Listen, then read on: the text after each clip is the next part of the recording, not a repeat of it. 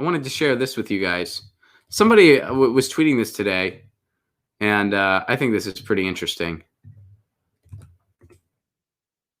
This is the financing for nice, polite Republicans. Now, I know if you're anything like me, you may have noticed that NPR has really plummeted in recent years. Really, really plummeted in recent years.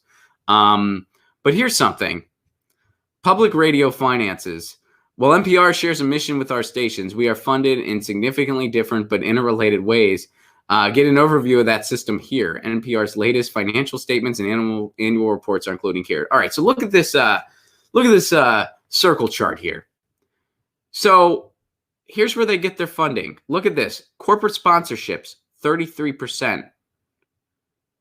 Contributions, 13%.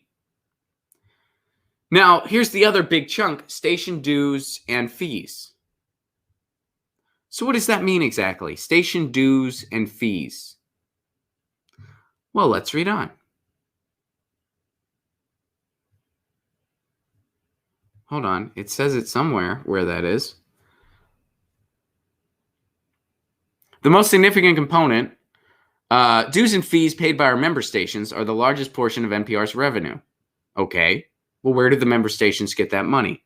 This includes fees paid to air the NPR news magazines, other programming we produce and distribute, digital support services, and annual member dues. Historically, station dues and fees have grown steadily in tandem with audiences for NPR programs and the number of stations presenting these shows. The most significant component of station dues and fees revenue is the charge for carrying our premier news magazines, Morning Edition, All Things Considered, and Weekend Edition. These programs are priced based on the amount of listening per station multiplied by a common unit price. We charge more as the blah, blah, blah, blah, blah.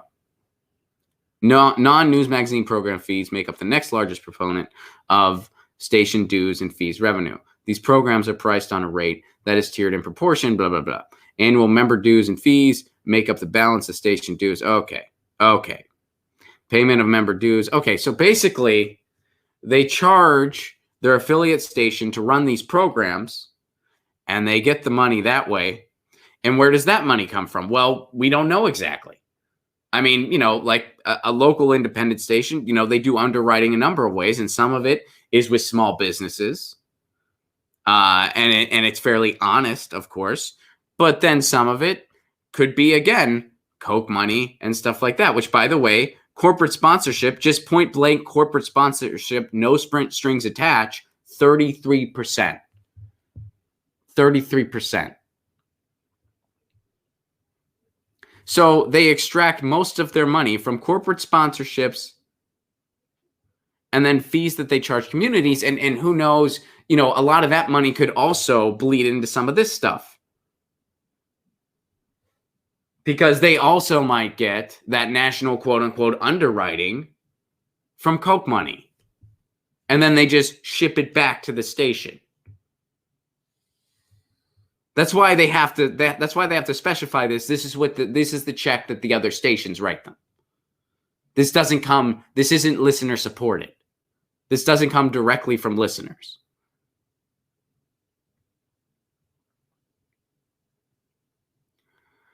Now, here's what they have to say about corporate sponsorship. I thought this part's interesting. Covering the news requires significant resources. That's true. Fair. The funds Nice Polite Republicans receives from corporate donors are an important part of the revenues that fuel NPR's in-depth reporting and programming, but only a part. The largest portion of NPR's revenue, blah, blah, blah. Okay. Corporate sponsors here. This is great. Corporate sponsors cannot influence NPR's coverage. Right. That's why you always hear NPR talking about the dangers of fracking. That's why when NPR does a net neutrality segment, they have a cable lobbyist and a cable lobbyist to discuss it. Because corporate sponsors can't influence their coverage. NPR's journalists have no role in selecting corporate sponsors. Well, I believe that. It's not going to be the journalists. It's going to be the people at the top.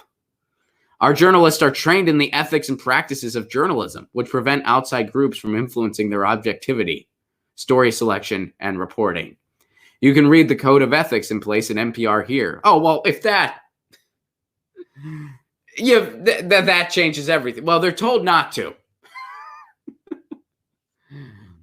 Our journalists, our reporting is not influenced at all by corporate sponsorships. Why do you not take corporate money? Oh no, we take a bunch of it. In fact, it's the majority of how we get our funding. It's a big part of our funding. It's at the very least a third. I mean, you look at this, I guarantee you it's more than a third. But a third is what they admit to, because I guarantee some of this stuff overlaps with this stuff. But when they're reporting it, they don't want it to look too they don't want to raise too many eyebrows, so they'll just leave it here. This is what they'll admit to, which this is already 33% too high. But our journalists are trained to not let that influence anything. Even if it doesn't, our journalists don't have the final say. We have overseers. Isn't that remarkable? 33%, and that's what they're willing to admit to. And now you see, I mean, all of these things are connected. We have a corporate giveaway of our government. And now you're seeing how that works out. Look at this pandemic. Look around us. We are a failed state. We aren't even a country. We're a corporation. And the circus that we're seeing right now, that's been the circus for news and information for a long time. I used to say the media structure in the United States is toxic. I realized that was a misspeak on my part. We don't have a media structure in the United States. We don't have one. We just have, any corporation can just come and be like, well, we're news and information. What business does Comcast have being in news and information? I'll tell you, none. But they own MSNBC. Fox News is just Rupert Murdoch's wet dream. Apparently his kid's even worse.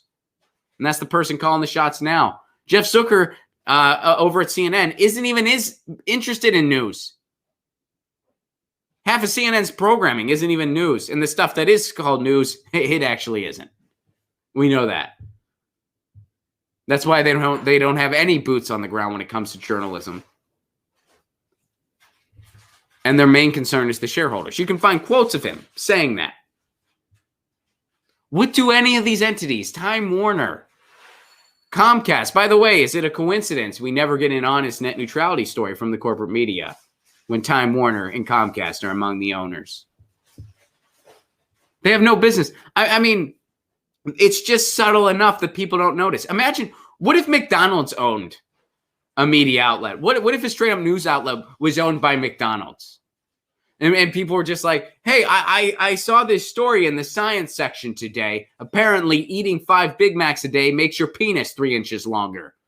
I guess they have a scientist that backs it up.